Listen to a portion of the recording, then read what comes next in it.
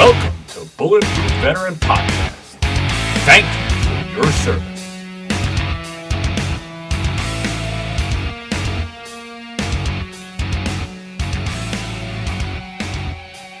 All right, everybody. Welcome back to Bulletproof Veteran Podcast. It's great to be with you for a special Saturday edition. It's a little different today, but that's okay. We love changing things up, and we're always flexible with this show. You might have started your Saturday morning off with a cup of coffee. You know, you sit down, you sit on your back porch, enjoy the weather, you sip your cup of coffee. But what if I told you that that cup of coffee could actually make a difference in the entire world? What if I told you by participating in a certain coffee company that the proceeds could be going to, say, earthquake disaster relief in Haiti? Would that change your mind on where you buy your coffee? Well, that's what we're going to talk about today. Today we have on the show Joseph Zoleta. He is the founder of two organizations, Black Six Project and the Black Six Coffee Trading Company. All right. And we're going to talk about both of those today. So, Joseph, thank you so much for coming on the show. Thanks for having me, and thank you for that intro. Glad to be here and tell this story to other veterans and the listeners. Awesome. And it's great to have you on the show. And, you know, all of this and this idea of what you're trying to work towards with, these little small steps that make a big impact around the entire world. I think the quote on your website, if I have it right, is small acts, when multiplied by millions of people, can transform the world. And I saw that, and right away I was like, this is awesome. I can get behind this, because I agree with you. It's those little things that each person does every day that makes the big impact. So starting with your cup of coffee, why not? Start that morning off right with you making a change. Yes. Like I always say that our biggest slogan for our coffee company is that we're mission-driven, coffee-fueled. Even though we start our day kind of like in a fog, we drink our cup of coffee, and I think we're ready to go at it. No matter what your mission is, I think that we love to support what everyone's dreaming to be or looking to achieve. So whether it's humanitarian work or disaster relief, we hope what we bring to your cup is something that helps you achieve what you have in mind. Yeah. And listen, and that's what it's all about. It's about changing the community. It's about helping your fellow man. That's what we're all about here on this show. And it's great to have like-minded people come on and talk with us. And before we dive into all of this, I'd love to hear a little bit about you, where you came from, and, you know, your military service, how you came up, and how we got to today, basically. So please tell us a little bit about yourself. Yeah. I grew up in Queens, New York. I immigrated here from the Philippines back in the 80s. I don't really care about dating myself these days anymore, but I came here in 1985. My first birthday in the U.S. was I was 5 years old. I remember trick-or-treating in Queens for the first time, and actually got robbed. They took my candy, and I was like, well, I guess that's part of it. You know, it's Queens, man. I mean, what are you going to do? What are you going to do? You're trick-or-treating in Queens, man. Yeah, a 5-year-old dressed like Sylvester the cat gets his candy stolen. But, 6 years old, I was still out there doing it. Nothing was going to stop me from getting this candy. But yeah, I immigrated here with my mom and my dad. We only had enough money to bring myself here, and 3 of my sisters remained in the Philippines up to 1995. So wow. You were only able to afford 3 of us because my parents' siblings pulled their money together, to pay for a plane ticket. So when we got here, we were just mostly, my parents were trying to work, doing odds and ends, cleaning houses. Eventually, they moved up in corporate world, doing accounting and insurance. And if there's a role model, I could say it's in striving for something. It's definitely them. I don't know how they do it, like how they could have moved themselves from where they were in the Philippines to where we are right now. It's amazing. When you hear stories like that, when you hear stories like that, I always think like it's their generation was such a different, because my father immigrated from Italy, and it was during a time when Italians would come over here and they had nothing. I mean, Mhm. dirt poor. And it's the same idea. Like, I don't know how they built up, a house, put kids through college, everything. I don't know how they did it. When I look at the things that I struggle with, and I'm sure what my daughter's going to struggle with, and the things that we complain about now, what they must have been going through. Just, hey, I'm going to leave my country, take my kid, and I'm going to go somewhere else. We're just going to do it. It's going to be fine. Yeah, it was funny because they were really trying hard to assimilate. So when I talk to my relatives these days, they're always like, "How did you not keep your ability to speak, the Tagalog language, the Filipino Mhm. language?" I was Yep. like, it was because mom and dad, when they would be home, they would practice speaking English with me because they wanted to be able to speak English when they're out working in the world. So I just, you know, being English speaking was now surrounding me completely, even in the household. Yeah. So you could see like what extra challenges they had, and then how they approached those challenges. It was like kind of head on. Even at home, they didn't let up. They wanted to really go at it. Yeah. Yeah. It really is amazing because, my father was the same way. His father did not allow Italian in the house after school and stuff like that. They had to speak English because he felt the same way. It it takes all day long to become part of this new country, and you have to do it all day long. So you don't get to come home and speak Italian and fall back. You're going to still speak English, and you're going to learn it. Yeah, so that's how like it definitely was. They were really looking to like be part of this new world, they were told there was opportunity, and there definitely is opportunity, but you just have to hustle at it and go at it. So we mostly grew up in Queens, and then I went to high school. I studied aviation mechanic in high school in Long Island City, Queens. Hmm. Um, yeah, but that like I was very studious up to high school. I ended up just like hanging out a lot, um, and almost to a point where I was going to graduate high school. The joke with that high school is they actually give you a fifth year where you could get your second mechanic license. So if you start off on your 4 years, you could either choose your airframe where you fix like the structural part of the airplane, and then in the fifth year you could choose to get your other one, the power plant, where you fix the engine. So I was on the 6 year program. So they call the fifth year guy the super senior. I was becoming the super duper senior because Yeah, I that's a wasn't I was talented cutting man. so much. Yeah, being a student was becoming a career, I guess. Yeah. But the principal found out that I was gonna possibly drop out of high school, and she remembered me from like my freshman and sophomore year, where I went to high school fairs and actually represented the high school. And she pulled me to her office. She's like, "There's no way that this is gonna happen because you represented us, and now you're just gonna fail." So she took me and one of the guidance counselors and set me up with an internship in the World Trade Center. Ended up working at a trading floor, and yeah, I learned a lot of other things besides aviation mechanics. I learned about finance, and I was really starting to think about uh, going into that. And then on September 11th, on like that day, I was being my typical lazy high school self. I woke up late. Actually, a friend called me asking if I was at work, and I was like, "Oh man, I just like woke up late. I was like partying too much or hanging out the night before." And he goes, "Don't even bother going to work because a plane crashed into the World Trade Center." And me, my friend that were like big aviation buffs, so we're like, "Oh, maybe it was just like back in the days where the Empire State Building collided with a B-52 bomber," and we're like, "It's probably like an accident." And then uh, we were watching a TV, and just another airplane hit. And from my house in Queens, you could actually see the World Trade Center, and I could see that second tower now smoking, and like even talking about it now, like I get goosebumps. It was just like Yeah.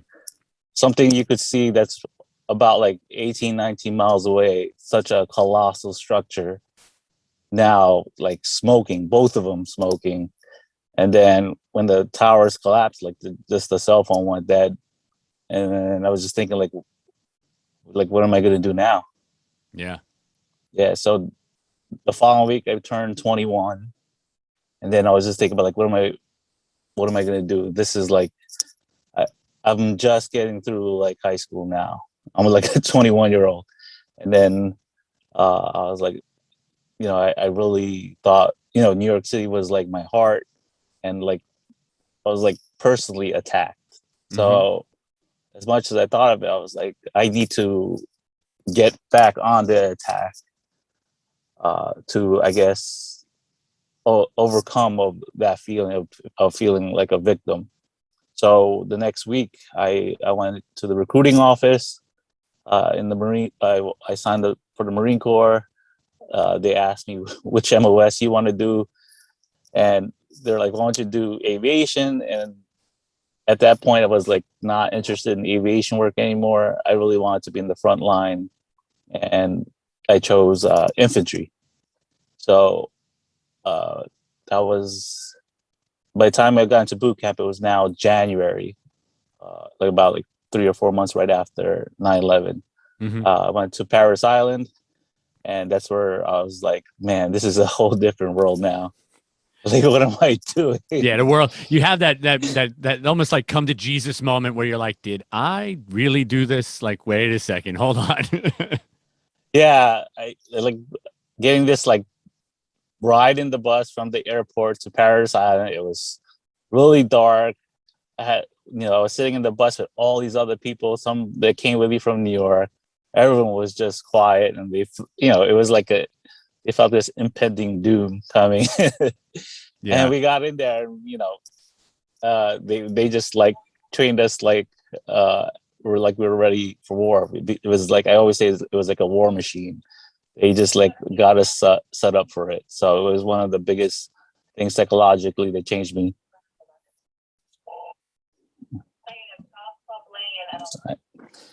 Yeah. So after boot camp, I ended up going to infantry school in Camp Lejeune.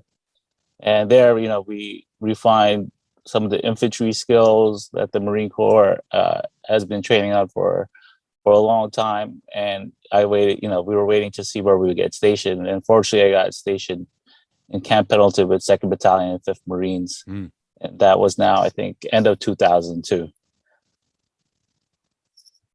And then I think, so we were there end of 2002. That's my senior Marines had already done. They didn't get to go to Afghanistan yet. They came back from a peacekeeping mission in East Timor. So there weren't really big talks of going to Iraq yet. We were actually training to do a pump in the Pacific. So we were getting ready for jungle warfare. So a lot of the skills that we were training on were like close unit formations, and then when we got where we're going to be going to Iraq, everything like changed quickly. Yeah, because that was March of 2003 is when we went into Iraq. So yeah, I mean the lead up to that, and it was so strange because I remember I was in Italy. I got there at about the end of 2002. So, but they weren't talking about Iraq really at all, like locally. You know what I mean? Like it was on the news and shit like that, but like the units nobody was getting ready to go. And then all of a sudden, like January hit and February, and it was like all of a sudden the 173rd was up at Aviano. Everybody, now we're getting ready. It was crazy. It was like a switch went off, and now we're going to Iraq. Yeah, and as you can see, I guess from like old pictures of us, we were in Iraq, I think end of January, early February. We were still like in mismatching green camouflage with tan camouflage. Yeah. And then by the time we got our mop gear, for to prepare for chemical warfare, we were back in pretty much green camouflage. Yeah. It was all BDU camo. It was all none of it was DCU yet. They didn't have anything ready. Yeah, there was only I think 2 Marines that ended up getting issued digital camis with us. But then it became like during the invasion part, they couldn't wear it because they were just had to wear mop gear It all was the over. mop, Like, yeah, and the mops were green. yeah, they were green. Yeah. Yeah. So and then our Kevlars were tan. So it was a good fashion statement, I guess. Yeah, you got At a that good time. look.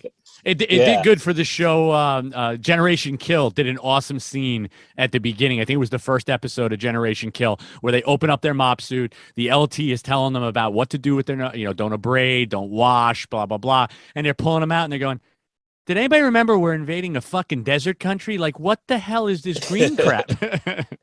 Yeah. So like, I guess camouflage is out the window. It's just Yeah. whatever you can. At least you're not running in there naked. Yeah, true. Yeah. So yeah, we landed in Iraq around end of January, early February, and then we pushed up to the border of Kuwait to Iraq, and we just dug in. And I remember it being, I think Generation Kill talks about it too, where we're just like waiting to cross the border, but we're living in the worst conditions because we're in a fighting hole in the middle of the desert with like, they wanted us to camouflage our fighting holes, but then they had these huge tents set up like a mile away. Like, are we really, do they think they can't see us at this point? Really great hiding. Good job, guys. Yeah. And I was like, why can't we just live down by the tents? There's the chow hall there. And meanwhile, we're in fighting holes eating MREs. So all that talk and that sitting in those fighting holes just made myself and like the other Marines just like ready to go to war, because it just felt like it was the better of it. Like, whether you let's just go to combat, because I can't stand sitting here in this misery of a heat and sandstorm when I'd rather just like get this done and over with. Yeah. Just let me loose. Let me go do what we're trained. We're Marines, for Christ's sake. We're just sitting in holes. Let us just go work. Yeah, and I think there was a General Mattis had like a formation. They did it was pretty awesome, because we got to get out of the fighting holes, get into formation to meet up with General Mattis, and one lone Marine, I think it was about like close to 1,000 of us in this formation, yelled, "Send us north, General!" And then everyone was just like went crazy, because it was like, yes, we've been like sitting in the hellhole for quite a while. Just send us north already. Yeah. And yeah, the crowd like went wild. And again, we were pumped. And I think like 3 or 4 days later, we went into Iraq. Wow. I mean, it's crazy. I mean, it's crazy because I've heard that story a couple times now from a couple different Marines that were in a similar situation. And everybody tells it the same. I mean, everybody tells it the same. So you know that everybody was basically just like, let us go. We are in hell, please. We'd rather go get shot at than sit in these dirty assholes with sand blowing in our faces, eating shitty MREs. Just let me go get shot at. It's better. Yeah, and that's why we thought that's the strategy of the Marine Corps the whole time, was just to like put us through this kind of misery so that we're ready to like just go at it. Yeah. And they were right. Like, once we went loose, we just like pushed north, and I think it was like one of the fastest moving invasions in history. I remember we outran our logistics train. We were running out of food because we were just so far north. We ended up like after we pushed into Baghdad, I think we took over like an amusement park, and we looted like the candy store. Like, there was like a little I guess a stand, and we were starving, so we went in there, ate a bunch of chocolate, got really sick, but we were actually full. So it was like it was like probably the ability to like withstand that, or the military saying to embrace the suck, is something I've always like taken on in what I do now as a profession, and also what I do for the nonprofit. It's just like, you got to embrace it. Yeah, it's get better at it. It goes across all branches of service. Embrace the suck. I mean, everybody knows it. We all lived it. No matter what, you could have been the guy in the back, just handing out supplies and MREs, or a frontline infantryman. You know that it's so true. You're going to be sitting somewhere you don't want to be sitting. You're going to be dealing with shit you don't want to be dealing with. You just gotta suck it up sometimes. Yeah, and I think if there's something I really learned about the military is like just my ability to withstand like that kind of torture, whether or not it's like with my patients or just living conditions.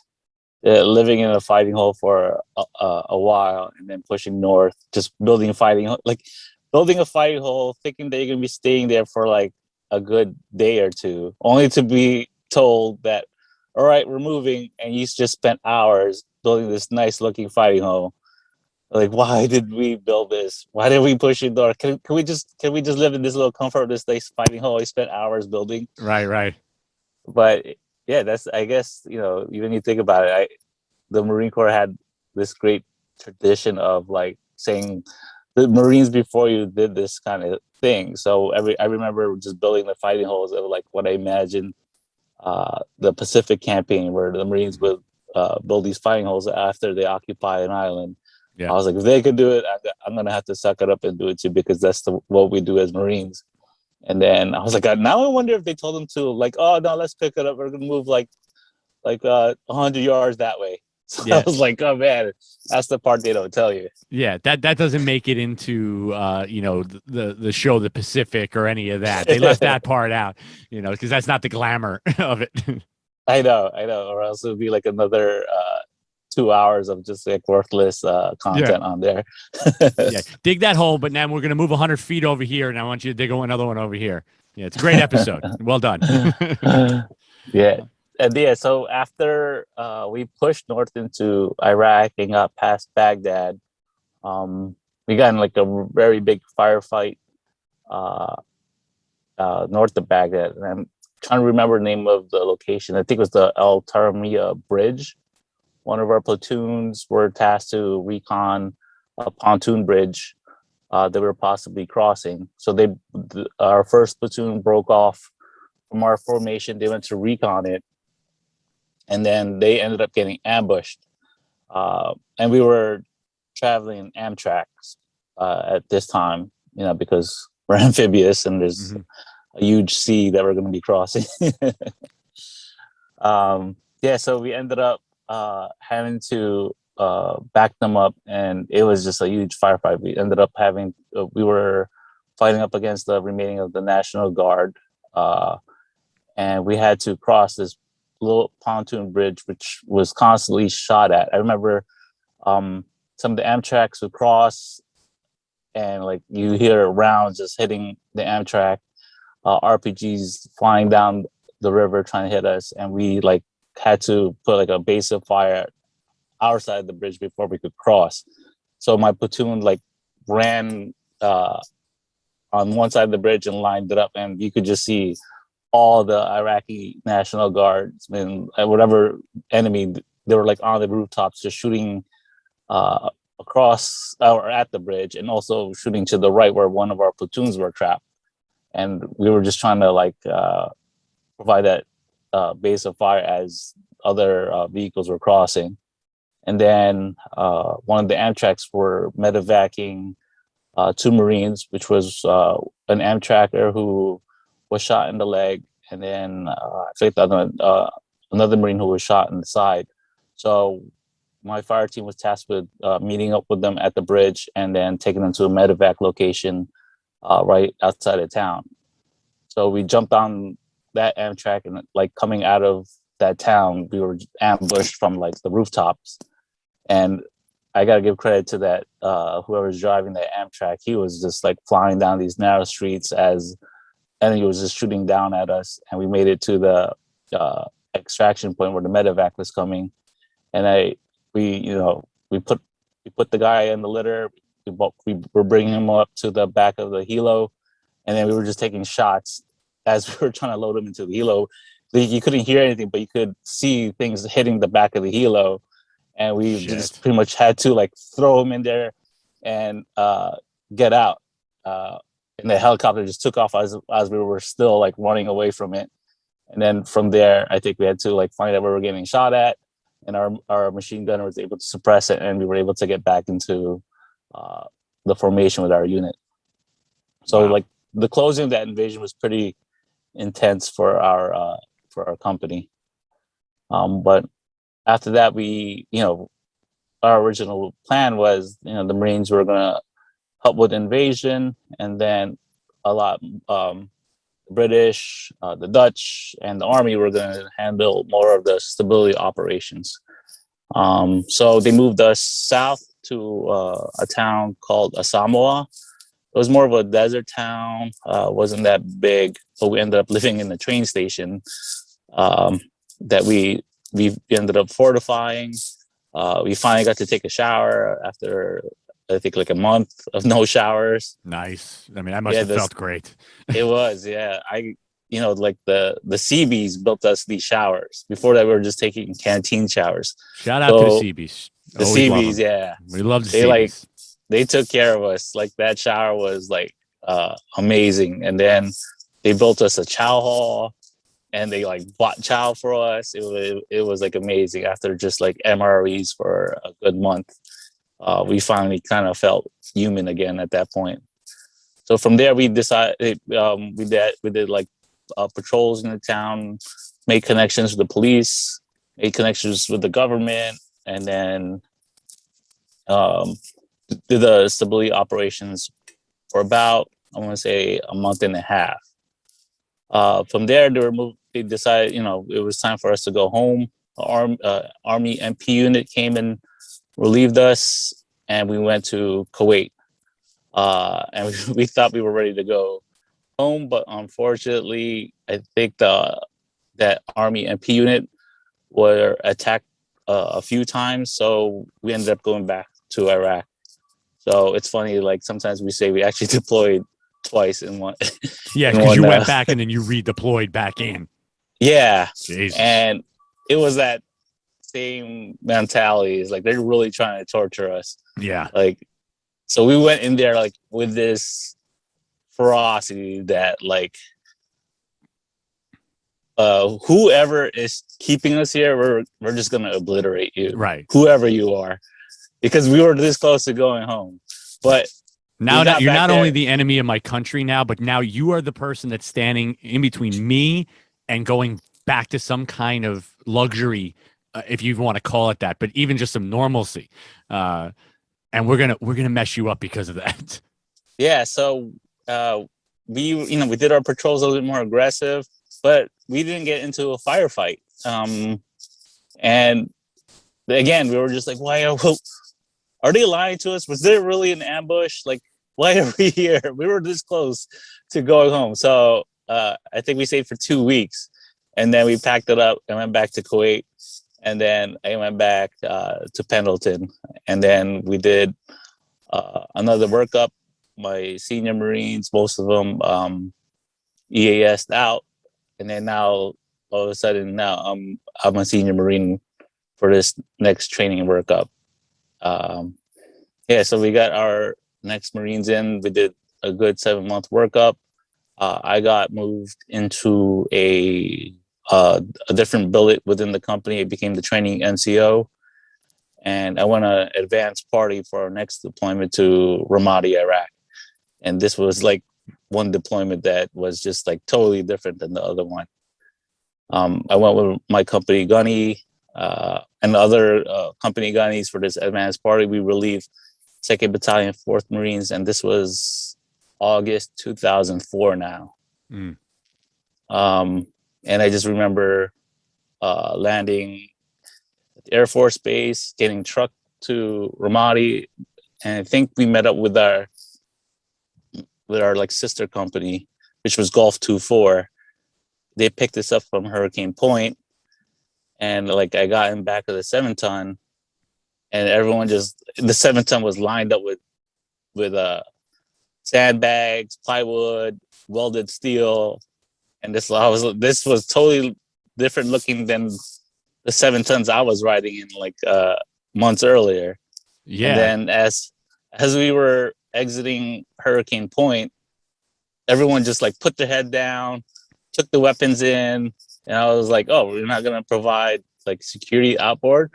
They're like, "Trust us, you're not gonna be able to shoot anything once an explosion goes off."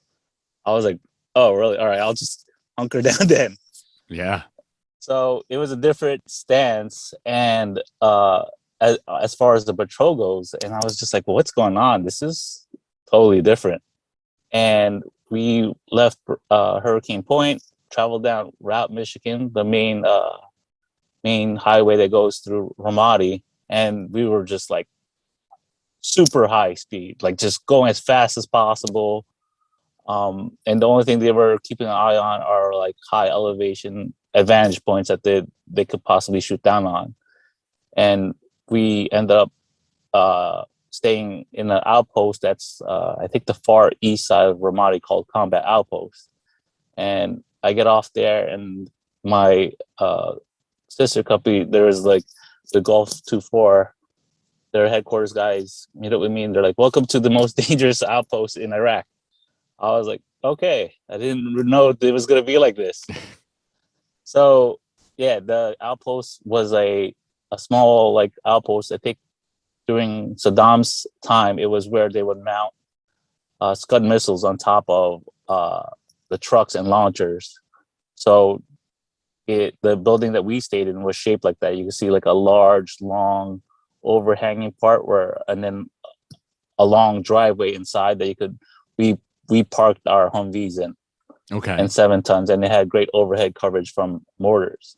But within the first hour, I met with their training NCO. He gave me a walk around the building, and like a sniper round went right above us. And we started zigzagging, and I get into the building, and all the other Marines, again, they go, "Welcome to most dangerous outpost in Iraq." I was Jesus. like, "Oh boy." You had to be thinking to yourself at this point, wait a minute. I invaded this. I was there for the invasion. Shouldn't have that should have been like the most dangerous part. Now I'm back, what, about a year later? Yes, close to a year later. Close to a year later. Mm-hmm. And now I'm in the most dangerous place in Iraq? Yeah. I already invaded this thing. Yeah, I was like, what happened in the meantime? Yeah. You know? And I quickly emailed the Marines back home. I was like, "Guys, gear up. This is nothing like what we had during the invasion. Like, if we can erase that thought, like, yes, we had high intensity situations, but this is one where we have to be on point and aware at all times." So we learned quickly from 2-4 on like what they were successful in, and what they thought were failures, and we adapted and took those tips to heart greatly, because they didn't have a unit to learn from. Right. So they had to blaze the trail, basically. Yeah. So when we did this advanced party, and we went on patrols with them, I looked at everything that they did. They did, it's kind of weird hearing it for the first time, like for us, but it became like SOP for a lot of units later. Like, they were doing vehicle patrols with infrared lights, and in the high urban area, because most of Ramadi was like urban buildings, tight streets. And what we did in the first deployment was a lot of like open desert, farm. And now you got to do with infrared lights and night vision in the middle of the night. It was tricky. And I remember riding with them, and they were just flying down these tight streets. And I was like, I don't know if our guys could do this kind of stuff yet. Right. They're not doing this yet. Like, this is going to be brand new to them. Yeah, like, we're going to run into people's houses. We're going to get stuck in these ditches. So, yeah, I told the company guy, when our guys get here, we got to take our drivers and like put them through a course, because they 2-4 was taking advantage of the night, but they were also taking advantage of their speed. So we had to get really good at that. So we set up like a little course within the building, which within our combat outpost. So when our Marines arrived, we put them through this vehicle obstacle course, where they had to learn how to drive fast and in tight spaces. Yeah. And Humvees are not the most maneuverable things. Don't watch movies and think that Humvees can just turn on a dime and shit. Humvees are pieces of crap. Okay. Yeah, they are. They're They big are. pieces of shit. I worked on them for years. That was my job. Was working on Humvees for years. They are pieces of shit. Okay. They don't run right. They freaking Yeah. break down all the time. They don't turn worth of crap. They are slow as shit. Yeah. Doing And they're loud as and shit they're too. loud. Everything breaks on them. I mean, they're just awful. But they were what we had. So I mean, Yeah, you fell in love with how bad they were. yeah. Yeah, we work with what we got. We ended Yeah. up reinforcing some of the high backs with whichever steel that we could find, and of Yeah. course putting the sandbags. And then I think we ended up getting 2 armored gun trucks. And I remember it had like an Air Force logo on it. I was like, what was the Air Force doing with this when we needed it here? We So we had had to like paint over the Air Force logo. so I was Air Force, and we right around that time, so 04, 05, we were sending guys from Aviano, so from my unit in Aviano, from the 31st, we were sending them. I forget where in Iraq they were going, but all they were doing was up armoring Air Force Humvees. They went there. Yes. All they did was up armor Humvees. They just welded all day long. That was their job. It was our body guys. It was our special vehicle mechanics and stuff like that. So, but like you said, get them to the people that need them. I mean, you guys were driving around in broken down pieces of crap. You guys needed the up armors, for Christ's sake. Yeah. We removed those soft doors. We like, a lot of our guys were good at welding from, what they did back home. Yeah. They like made doors out of steel to replace those soft doors. Oh my God. But the hinges weren't strong enough because they were used to those lightweight soft ones. So sometimes the hinges would break, and then the driver would actually have to drive holding the door in on some patrols. Oh my God.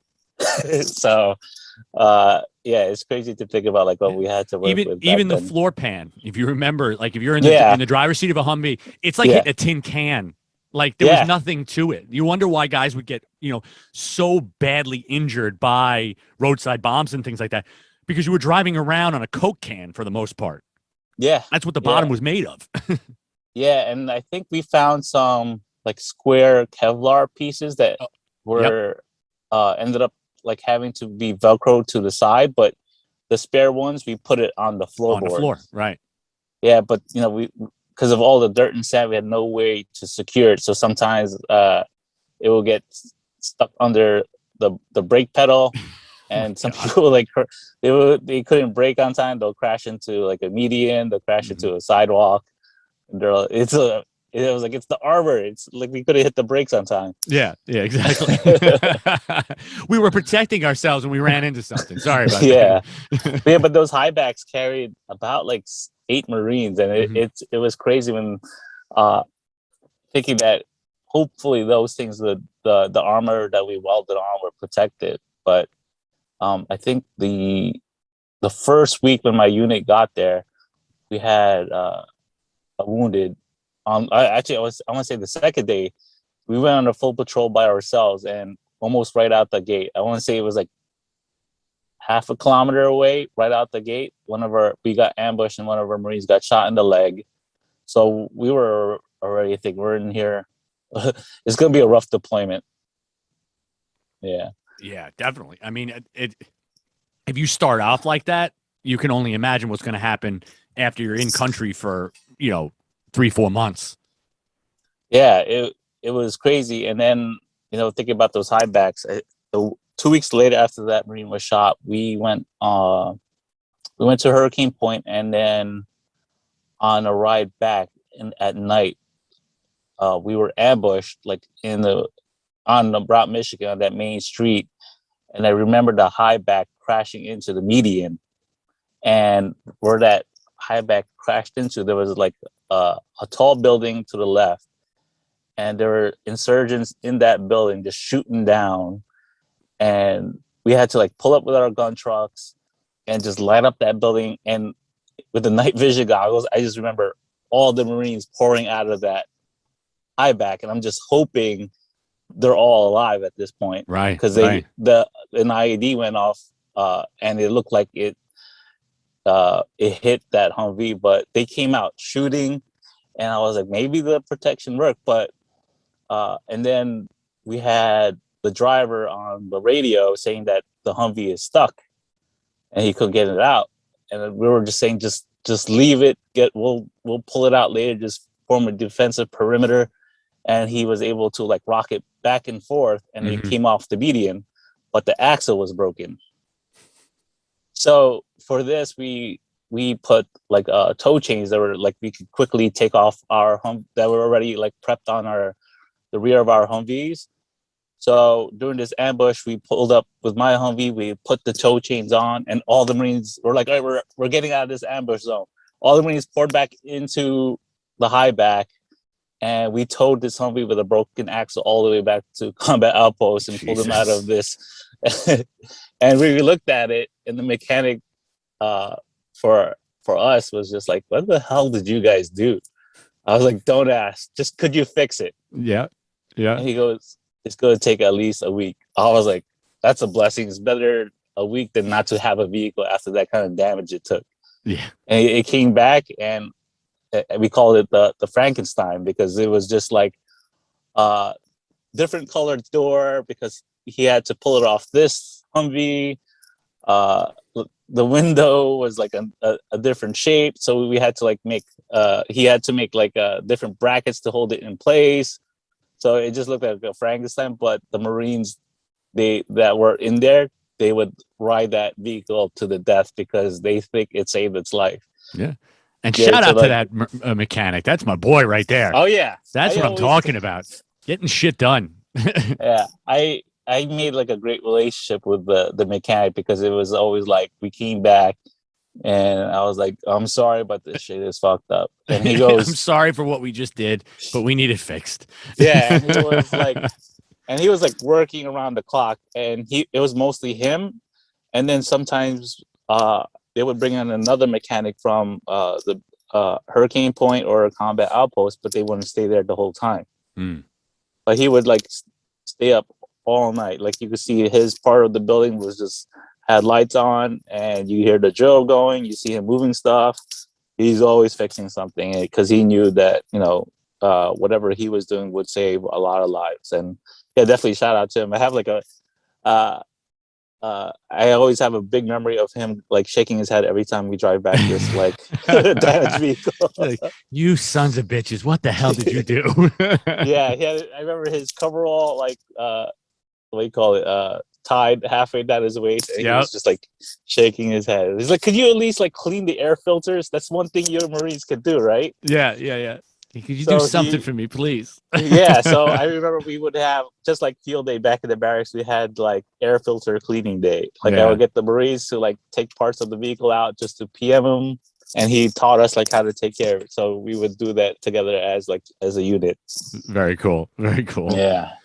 So was it that deployment that the name Black 6 came from?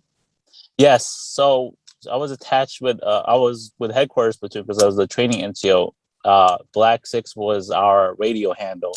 I was with a company commander. Okay.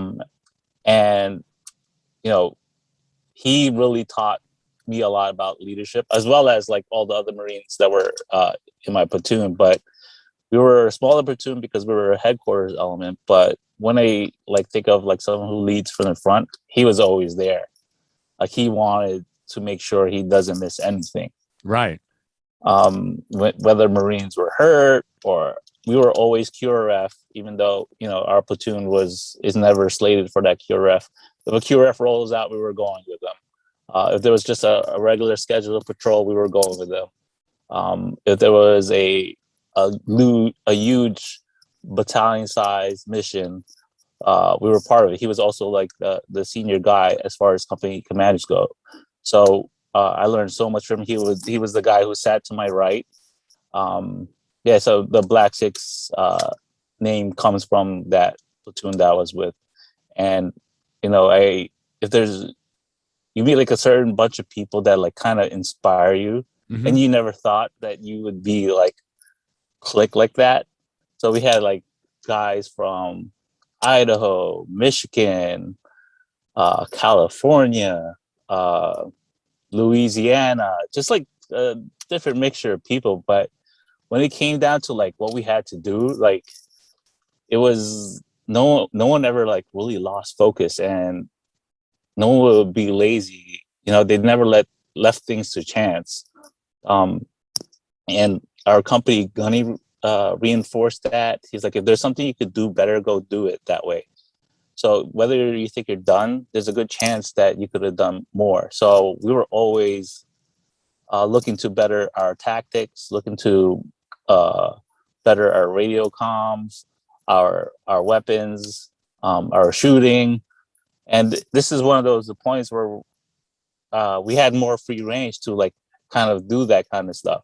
Right. Like instead of like waiting for approval, we just go do it because they're going to say, all right, I know what you're going to do is probably going to save us. So go do it. Back like the previous deployment, we were just always thinking like, let's not do it because they're going to say that's stupid, but this one, we had more initiative and we did it as like a platoon. And so when I created the nonprofit, that's the name. What I wanted to inspire, like that kind of organization where it was very mission oriented, leave nothing to chance, go above and beyond, and sort of like also look at it as you have to embrace the stuff to get a good feel of what you're doing and appreciate it. Yeah. So that's where the name Black Six comes from. Now, did you create the coffee trading company or the nonprofit first? So the nonprofit came first. Okay. Maybe we'll go like down like how we created a nonprofit. Yeah, sure. So I got out of, came back from Ramadi, ended up EASing in 2006. Okay. And, a lot of the transitioning service members, they didn't know what to do. And one thing that really stuck to me was our Navy corpsman, Doc McDonald, who saved a lot of us. He has a Purple Heart, got the Bronze Star, and he goes, Zoletta, like he did, like, I was also thinking about doing my re-enlisting and possibly doing a third deployment. He goes, Zoletta, I think you've exhausted all your luck so far from that last deployment. Because there was many times we were in a firefight and he thought I was like obliterated by an RPG, but next thing you know, I was just like on the other side. Meanwhile, he sees me on this side, he thought I was hit, he would run to me and he'd be like, what the fuck? I thought you were right here. I was like, no, like, Doc, what are you doing here? I was like, I thought you're dead. And he'll leave. And so many times it was like, he goes, there was too many times where I thought you were going to be like wiped out. Do not press your luck again. So he said, why don't you try out EMS when you go back to New York City? And I was like, Doc, I'm not smart like you. The whole joke in the military is like, Marines are just like dumb. So especially if you're a grunt, so you're just a dumb grunt. So he goes, don't think you're a dumb grunt. Just think of what you put into your work physically, whether you're working out, PTing, doing errands that tie up odds and ends of the mission. Do that with EMS. Put in the same amount of time in the books as you do in the gym. So I really looked at it that way. Like maybe it's like time to exercise my brain. And he was right. I went into EMT school after I got back to New York City, and I was just like, all right, like try to defeat that notion that you're just a dumb grunt, right? You're not a bullet magnet. You're just there. Just you could do the same when you put your mind to it in the books. Now, instead of working out in the gym, you're working out in the library. It's the same idea. Yeah. You're just working out a different muscle. You're just working the brain instead. Exactly. So yeah, I had to think of it that way. And then, I wasn't really sure if EMS was for me, but then I ended up doing a ride along on an ambulance in my old neighborhood. It was like in like Jamaica, Queens. Okay. And just like rolling around and like seeing the neighborhood, how I went from, like growing up as a little Filipino kid and now come back from war. Now, like there's a good chance like I could help out the community, give back to it. What made me kind of street smart, there's a good chance I'll do it. And then I come back from my second ride along, and it was the EMT that was precepting me was a classmate from junior high school. And See? she goes, "Where have you been?" I was like, "I went to the Marines." And she's like, "Oh, it's good to see you back." And we did a few calls, but one thing like really stood out to me, which really changed me, was like when we go into these houses. I had someone call 911. We go to the house, pull up, got the right address, and just walk in. And there, people are panicking, like, come inside.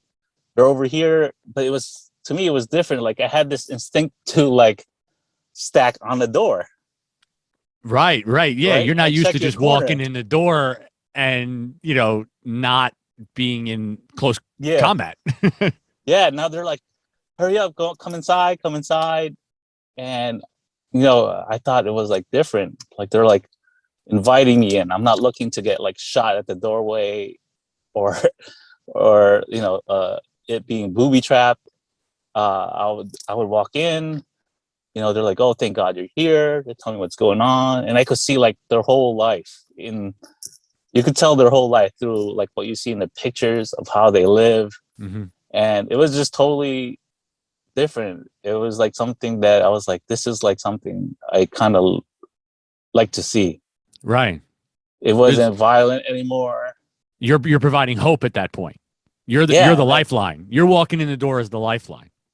yeah, and I felt like it was like a good balance of life.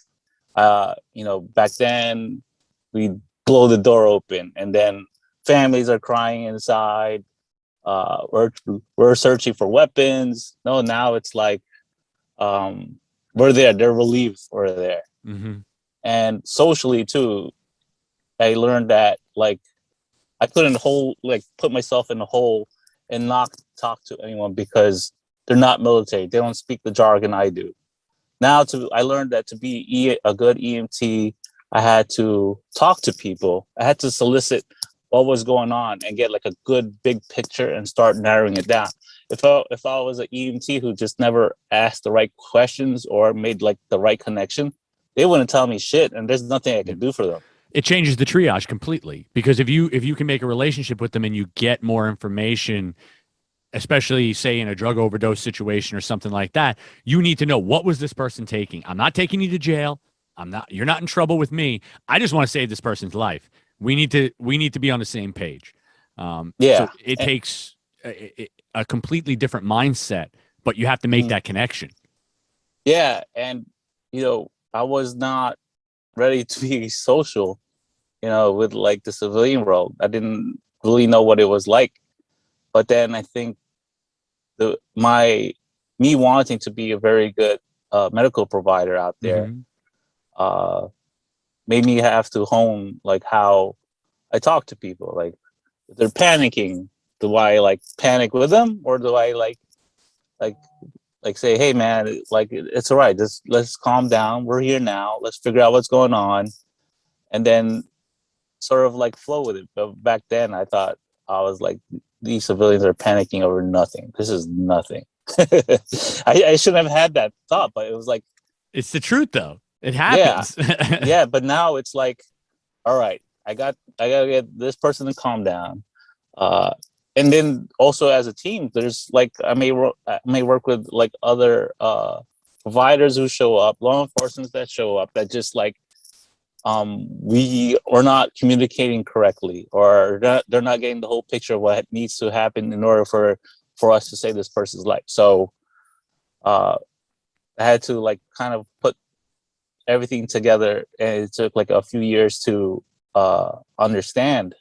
But I think socially it helped me transition as far as like being used to back in the civilian world. Yeah. Mm-hmm. So Mm-hmm.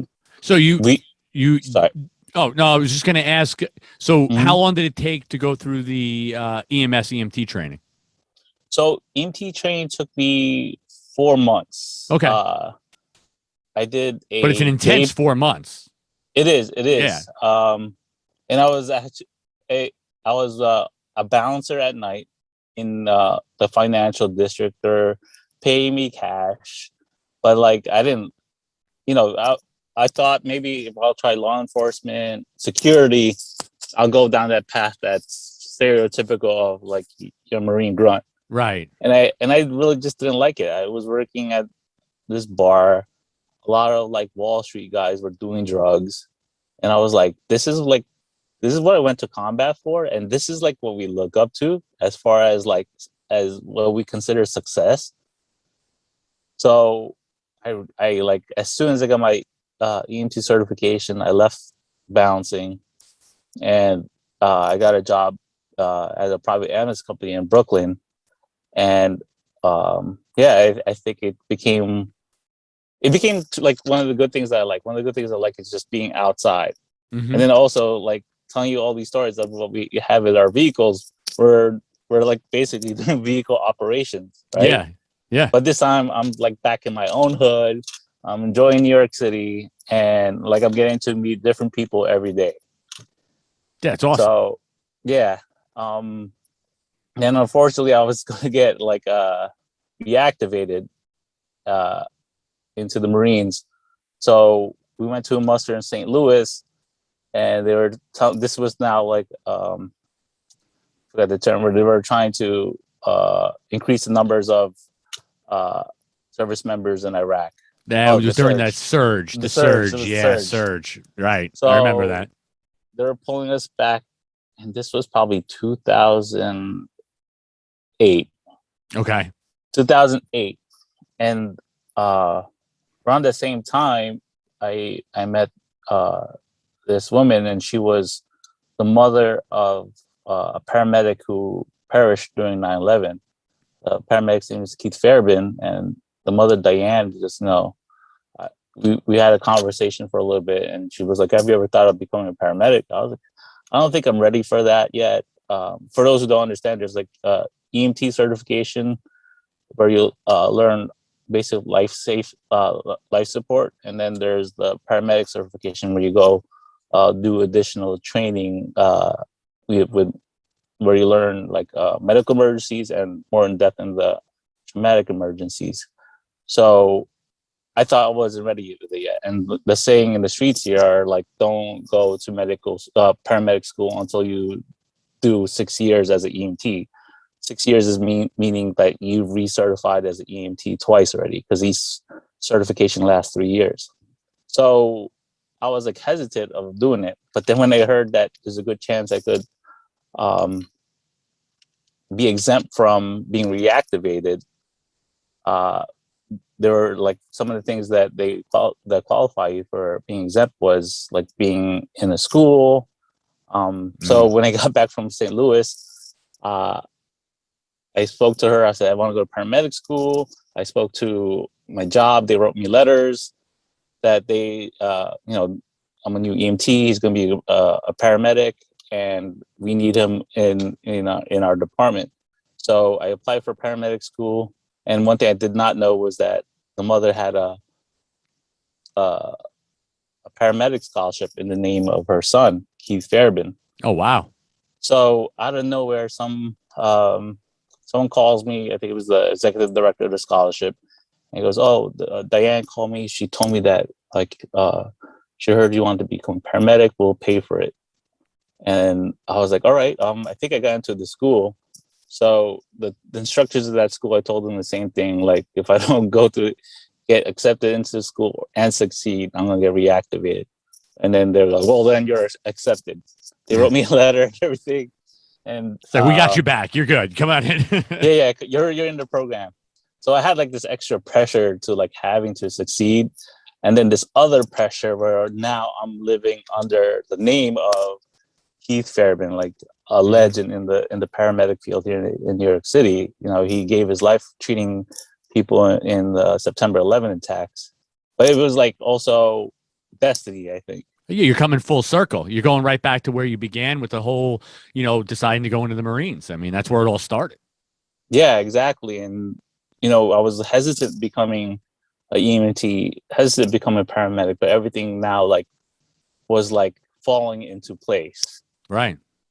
So I ended up passing the paramedic program. I was the class president, and it's I think about it now, it's crazy because I was I was going to the paramedic program thinking I was not the smartest person, not the most prepared to be a paramedic. And, I got voted as the class president.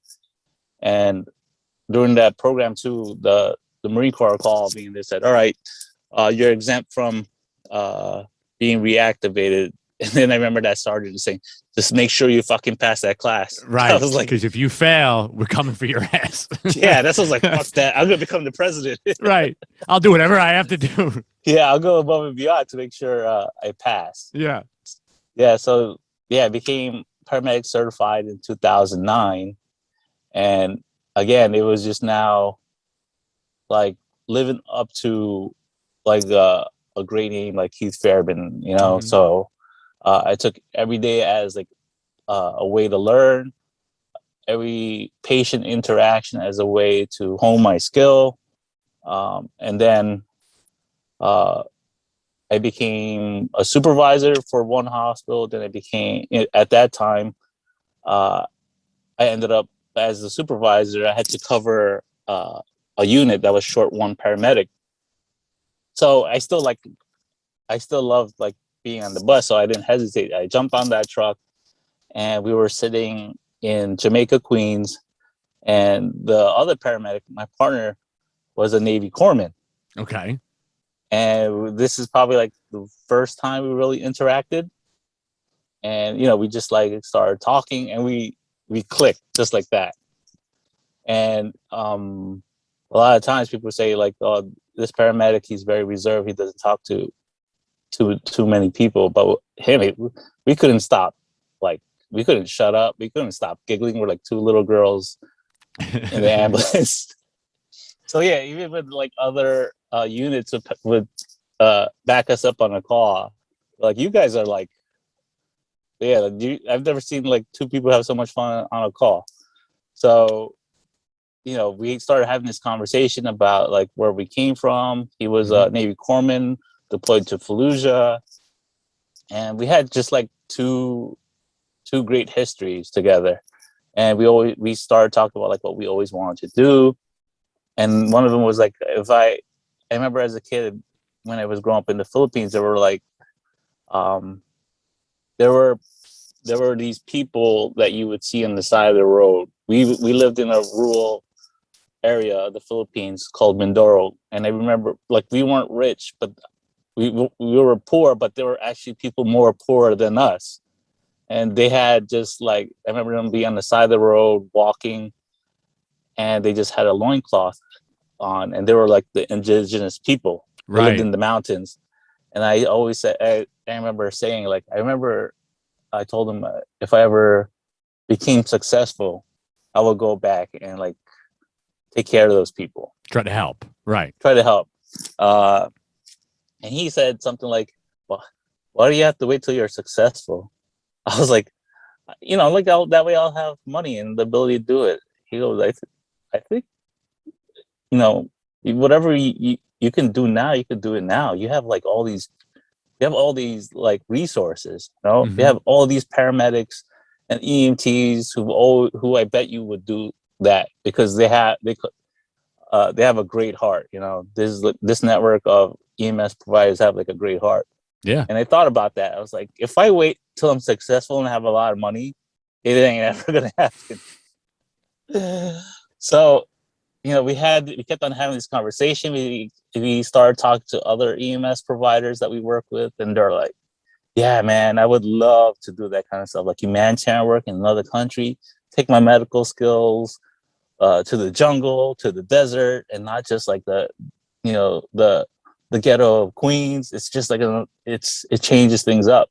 Right. So we decided like, hey, what if we start like an organization, like a nonprofit? And then a bunch of us, me, Dave Guzman, and then we spoke to a friend of mine who's my physician, and he goes, I would love to help with that kind of stuff. So we started that nonprofit, and our focus was on humanitarian work. And our first mission was really to go to do humanitarian work for that indigenous tribe in the Philippines. Okay. And as we were setting up for it, Hurricane Maria hit Puerto Rico. Okay. Wow. Yeah. And we weren't ready to do disaster relief, but that paramedic, the Navy corpsman, his family's from there, and he was actually born in Puerto Rico. And I said, "Hell, we can't just stand here. Let's do something." So we put together 2 different teams.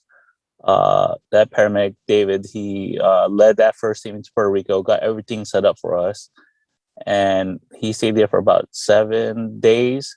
Help the local church provide medical aid to like some of the community, and then they traveled back here. We swapped equipment because we didn't have enough equipment for 2 teams, so we swapped equipment almost like as soon as they landed. We got it. We flew out the next day. Yeah, you just do a quick swap and roll. Yeah, and we continued the work. We went to some remote town, Utuado, and I remember just like hiking in some of the equipment. And that was it. I was like, this is what I want to do for the rest of my life. Like, I'm not here to like destroy this town. I'm actually here bringing aid. This is like opposite of what I did in my previous life. And I always felt like doing this kind of stuff like balances like all the destruction and mayhem we caused during war. So, but it also brought back like this love for the world. I just like saw a world in a different way, how people live in the mountains there. And then I just felt like I was home. I was back in the Philippines in my own way as a little kid. Wow. Yeah. So we came back from Puerto Rico. We got ready to go to the Philippines. And I was doing my research on this indigenous tribe. There wasn't like so much to read upon. So I asked my friend to bring his video camera because he's a videographer by trade. Like, we need to capture footage of these tribes because there's not much on Google you can see about it. So right. There's no education that we can now talk to people about. There's nothing we could show people what we're doing here. Yeah. So we bought a videographer. I was going through like some like photos, or maybe I could see some of the photos of the indigenous people, like of like what my parents had. And I couldn't find it, but when we got to the Philippines, there were pictures of me in like our old home, and one of them was this very like dark skinned, curly haired lady who was like holding me in a river. Mm-hmm. I'm like, Mom, I was like asking Mom, who's this person? And she goes, oh, that's Monica. She was, the tribe is called the Mangyan tribe. So she's like, oh, she's Mangyan. And so like, she was your nanny. I was like, I thought we were poor. How did we have a nanny? I was like, and she goes, we were poor, but they were poorer. Right. There's levels of poor. I was like, wow. And she goes, she would never put you down, because when she put you down, you would cry and you'd always try to climb back on top of her. So she always carried you no matter where. And there was like another picture too, where she's definitely carried me. And I think like my sisters and my mom goes, we think she put a spell on you, and I'm like, what do you mean? I was like, that's probably why you're back. I was like, really? Okay. Like, and I was like, I always thought it was like mumbo jumbo above like how they would say like the tribes do like this like certain black magic. Mm-hmm. And I just thought about it. I was like, what piece of history does this tribe have with me? Like, what involvement drove me to like come back to like this village and travel to the mountains over something that happened well over like close to 30 years ago. And a picture you had never seen. You had never seen that picture up until this point. Yes. So I thought about that and I was like, well, what if that was true? Because it's like, what part does like that play so much in like me having to come back? And I like really, I kind of believe it, but there's like people that I met chiefs there. I told them the story and they really believe it. There's like, they said they see something in me before I even brought up that story. And they go, there's like, we saw you and we felt like there's just like this spirit on you that you're here, and that's why they trusted me. Right. And I was like, that's it. It's pretty crazy if you think of it that way. So I was like, I was like probably like built for this, you know. I was And guided for this. it definitely enabled you to probably to do more good because, like you said, now they trusted you and they would talk to you, and they're, you know, it's not going to be a standoff situation. You can go in there and just help. Yeah, and one of those things, this tribe is like sort of known for more being standoffish. Mm-hmm. You know, the other tribes in the Philippines have been more known to be of a warring state. Okay. This tribe, they like, that's why you don't hear so much about them, because they like disappear into the mountains. Right. They just want to be left alone.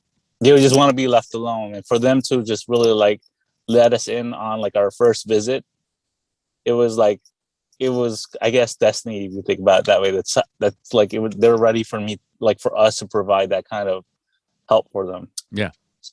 So yeah, that was one of the biggest highlights of my life, were really to reach 3 Mangyan villages. One we had to like truck off-road to, one we had to hike to, and then one we had to circumnavigate around the island because there was no road to it. You had to like come off a beach on the other part of the island and then walk And then come like in. a good like 500 yards from the beach. And So I was like, oh, we're Marines again. yeah, we were basically doing the same shit you were trained for. Yeah, Now, exactly. what were you actually doing once you got into the villages? What we just more medical type stuff, or were you guys building Oh, huts? Were you doing anything like that? What kind of work were you doing? yeah, we were doing medical stuff. We met up with like some of the local Department of Health, and they needed help like uh giving out like deworming Mm-hmm. medication, just do regular checkups. We did a lot of infection control. Um, A and lot of then malaria issues in that area. not so much, Oh, okay. surprisingly. Oh, yeah. Yeah, I was going to say I would have thought it would have been more of a malaria type stuff too. but it was like a lot of malnutrition, Okay. Yeah. not poor water quality. So we bought some water filters with us and like taught them how to use it. Very cool. We bought solar lanterns because they use kerosene lanterns, which like makes a lot of creates a lot of respiratory issues from the fumes. Yes. Yeah. We medevac one elder who was just pretty sick. We found in the hut. We like made an improvised litter, carried him to the boat.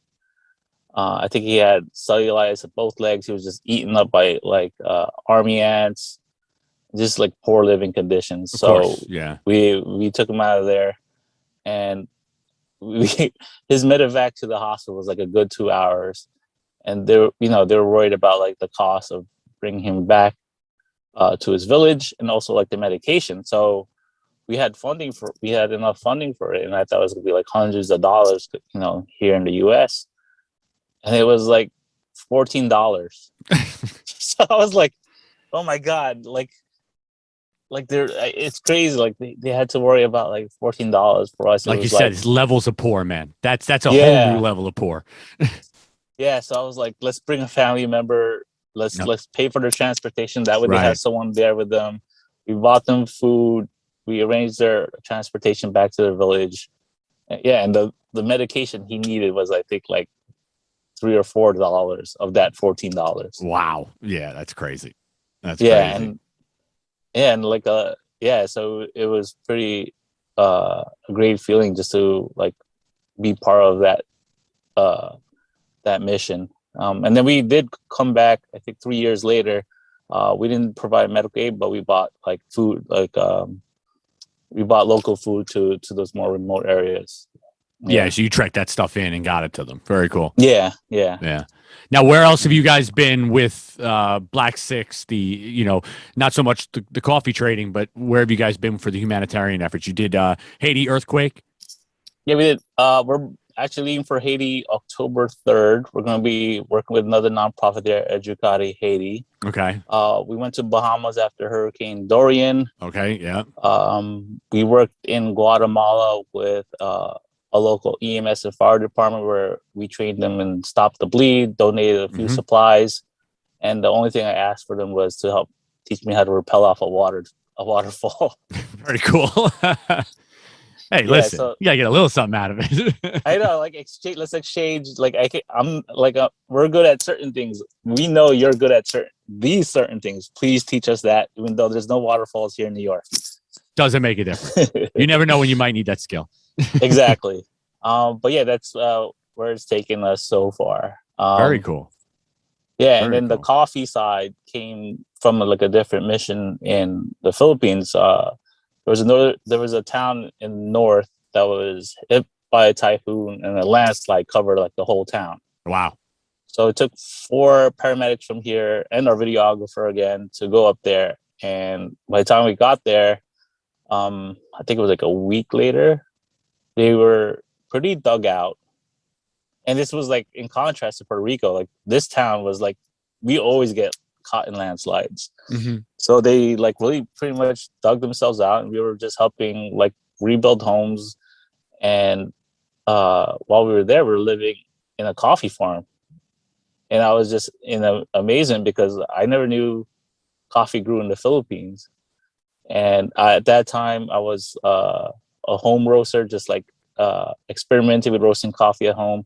And I was also experimenting with this backpack from Backpacks for Life, another nonprofit in New Jersey. Yep.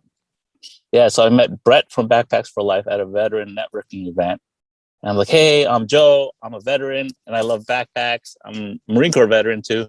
I'm going on this mission, and I just want to know if I could test out your backpack, and if anything, I'll bring back great pictures for you to enter a review.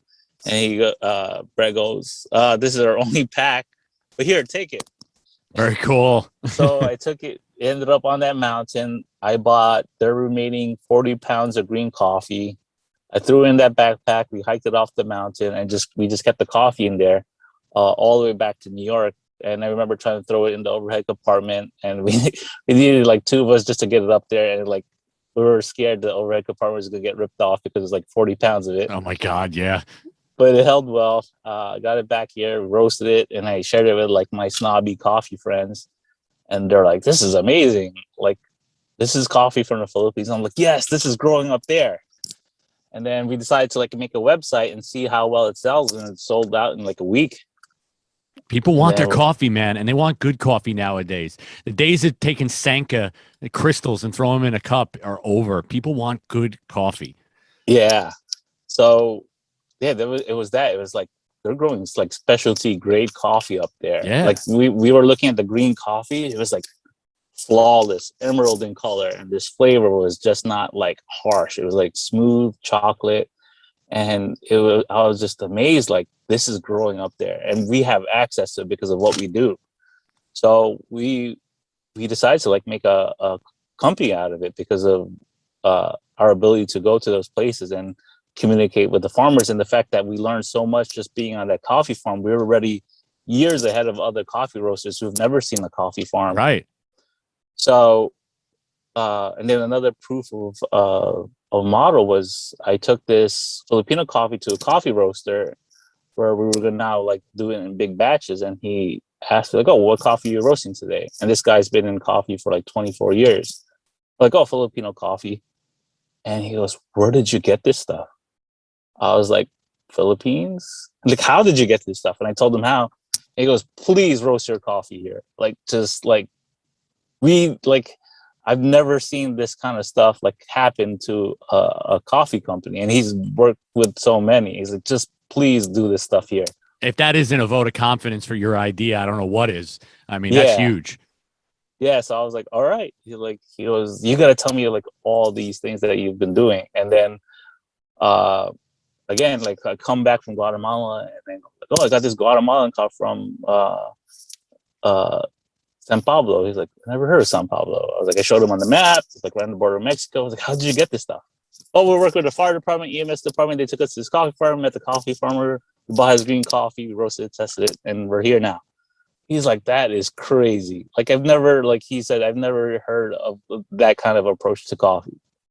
So these two organizations are just kind of feeding each other. They're just, you go to do some humanitarian, you meet some locals, they take you to wherever the coffee's being grown and the farms, and then you're bringing it back to the roasters, and then you're selling it, and then that money's being fed back in so you could do more humanitarian work. Yeah, and we would do Brett would donate like 5 more backpacks to us, so we would fill them up with supplies. Right. Yeah, the supplies get donated there. Now we have empty backpacks. We bring back green coffee to the United States. That's awesome. And it's grown from there. So either we're doing it that way, or we're actually like now exporting coffee to the US. Right. Right. Yeah. So now as it's gotten bigger, now it's not just backpacks. Now you actually have, arrangements, and you're actually importing in so you can sell more in mass. Yes. Very cool. Yeah. And where can people get the coffee? Right now, you can get the coffee on our website at black6coffee.org. It's black and then the number 6. Right. And then, we had a cafe. Unfortunately, we had to close during COVID, and it also got looted during the riots in New York. But we are opening another one hopefully soon in Brooklyn by the end of the year. You could have it brewed. You could buy bags there and buy our Black 6 Project merchandise there when we're ready. Very cool. Very cool. And now, how much of the profits go back into the humanitarian effort? Is it kind of like all the profits go back in, or are you feeding to build that business as well? Yeah. So right now we're putting 60% of our profits into, right now it's actually close to 75, 80 because we don't have the shop. Right. And everything's been like at full tilt on the nonprofit. We're at like 75%. Wow. That's huge. As we come closer to building this cafe, we're going to maintain it at 60% of our profits. And then the rest of it's going to go to keep the coffee company running and looking for other countries to import. Yeah.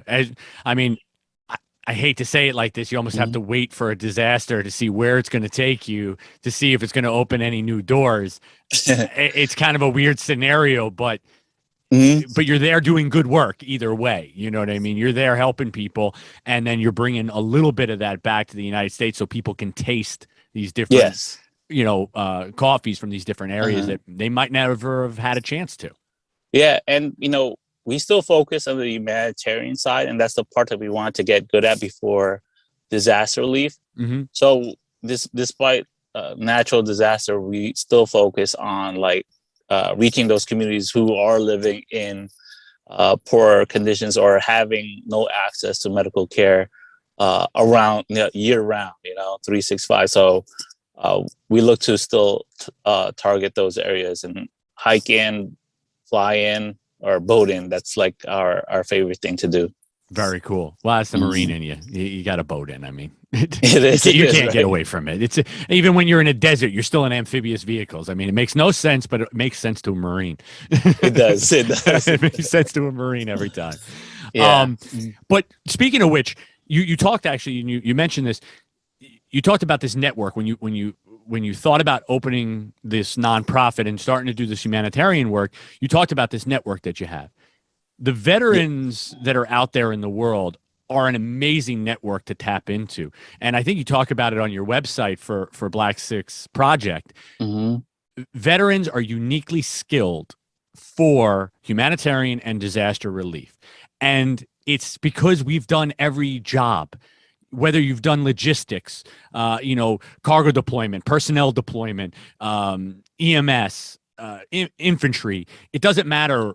There is a skill that you learned while you were in the military that can now translate into that humanitarian world. So for the veterans out there that are hearing this and that might want to get involved, how can they get involved and take those skills that they learn now and transfer them into this new mission? So there's a volunteer application on our website that they could fill out, and mostly we've been focusing more on locals in New York City, but as our mission grows, we are looking for different skill sets around the country. So yeah, and it doesn't have to be medical, whether you're good at planning or even just we need just bodies to help bring equipment here and there. Yeah. So anything helps, and that's what veterans are great for. They're just ready to get their hands dirty, and sometimes it's just the motivation is all you need. Yeah. Yeah, well, when you think So about the cross section of people that were in the military, whether you were the Seabees in the Navy, the Red Horse in the Air Force, Marines, Army, doesn't make a difference. You know what? You tell me to go pitch some tents or build a house for somebody, we're gonna go and we're gonna figure it out. And we're just gonna go do it. If you tell me I got to hump a bunch of shit into a village, well, throw it on my back and let's go. I mean, I'm not gonna argue about it. Let's just do it. Yeah, and that's like the thing that I love and always try to maintain is sometimes like the hesitation of doing something just creates more excuses not to do it. Of course. So it's always like our action has to be like well calculated ahead and you're prepped and ready to like go at it, given the order or the word that this has to be done. Yeah. Well, and listen, it goes back to that slogan that we said at the top of the show. Each person can make one little small act, but if everybody does that now, millions of people are doing those small acts. That's how you actually make change in the world. If you're just sitting waiting for somebody else to do it, it's not going to happen. You have to make that one little change, make that one little impact, and then it's contagious because all of a sudden now other people want to do it. And exactly. It grows. Yeah, like when we started the organization, it was all the other EMS providers had the same thing in their head. Mm-hmm. It just took us to say, hey, this is what we kind of want to do. Would you be down for it? They're like, oh, I've always wanted to do that. I just never ran across someone who had the same feeling as I do. Yeah. So it just takes someone to like sort of light that fire, and it travels like a fuse. It just goes down and ignites everyone's passion to do something. Yeah. And listen, even if you just buy a cup of coffee and that money's going towards getting you guys to where you need to be, that's the way you want to support. Great. Use your hard-earned dollars, purchase the coffee. Like you said, right now, 70-80% of it's going to just making sure that we get that humanitarian work done. That could be your way of participating. So, every little bit helps. Don't think that, because maybe you can't hump shit into the jungle, you can't help. You still can help. Go buy the coffee, and that's your helping. Yeah, if you're just a coffee lover, and not a veteran too, you just like to sit and have a nice, good cup of specialty coffee. That's one way you could definitely help us. You're involved in that way. Yeah, for sure. Mm-hmm. Hey, Joseph, I really appreciate you sitting down. I mean, we've been going now for about an hour and a half, man. But we could talk. I mean, I think the two of us could probably go for a pretty long time. But that's great. No, it's good. I like it. Again, real quick, one more time. Where can people get the coffee? Where can people get more information? Instagram, social media, all of that. Black Six Project, Black Six Coffee Trading Company, all of that. Where can they get as much information as possible? All right. Yeah. So our websites are both separate. We have black6coffee.org. And then for our nonprofit side, it's black6project.org. And then our social media handles are pretty much the same. It's at Black Six Coffee and then at Black Six Project. We're on Facebook, Instagram, LinkedIn, and not so much on Twitter, but definitely on those. And we also have our YouTube channels. You'll find some of our missions mostly on the Black Six Project YouTube channel. Very cool. Very cool. Well, like I said, I've had a blast talking to you. This is awesome stuff, and at least I know where my next cup of coffee is coming from. But thanks, I appreciate it. Thank you. I love it, man. Thank you so much for the time. I really appreciate it. All right, thank you, and enjoy your day. Hey, you too, sir.